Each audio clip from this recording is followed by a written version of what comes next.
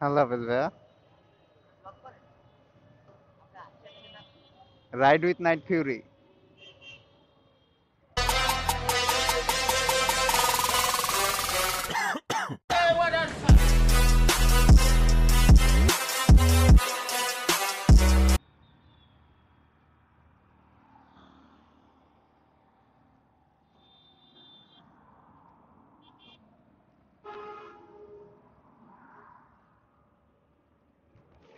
ওই পারে যাবা তাহলে?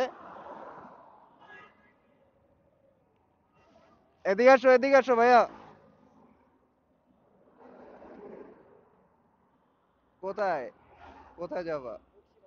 বকশী বাজার। তোমার এই আর সামনে নামা দেই, ওই যে চানখার পুলের যেই টার্নিংটা ঢাকা মেডিকেলের ওই জায়গায়।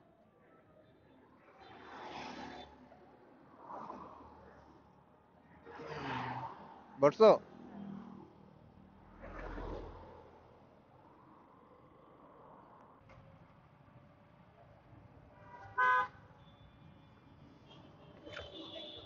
আল্লাহ হাফেজ ভাইয়া। Ride with night Fury. মানে এরকম দুই একজনকে বাইকে উঠাইতে পারলে দিনটা ভালো যায়। বাচ্চাটা অনেক কিউট, অনেক সুন্দর মাশাআল্লাহ।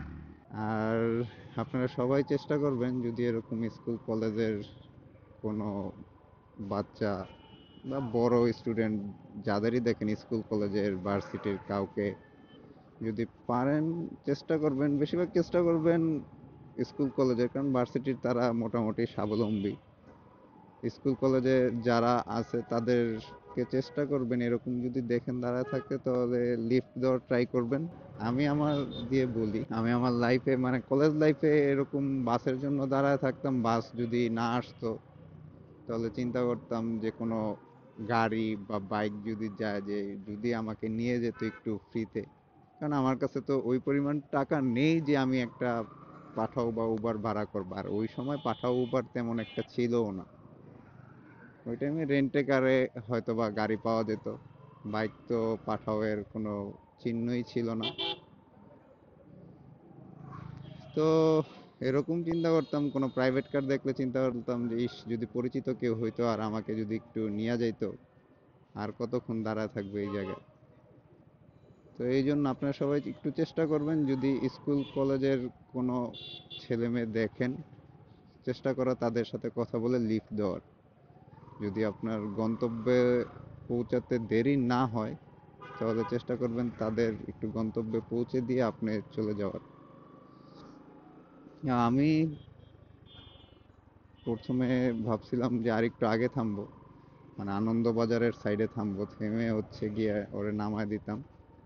নামায় দিয়ে তারপরে আমি ডানে মোড় নিয়ে অ্যাজ ইউজুয়াল প্রতিদিন যেভাবে যাই সেভাবে চলে যেতাম, কারণ অফিসের জন্য এমনি অনেক লেট হয়ে গেছি, একটা বাজতেছে।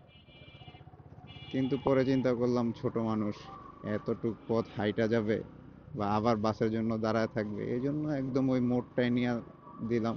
বামে ঢুকলে আমার ওই বাম থেকে বের হইতে অনেক সময় লাগবে, আর যদি বামের রোড ধরে যাই তারপরেও জ্যামে অনেক সময় লাগবে, ওই রোডটা জ্যাম থাকে প্রচুর। আর এই চিন্তা করে আর ঢুকিনি ওইটাই।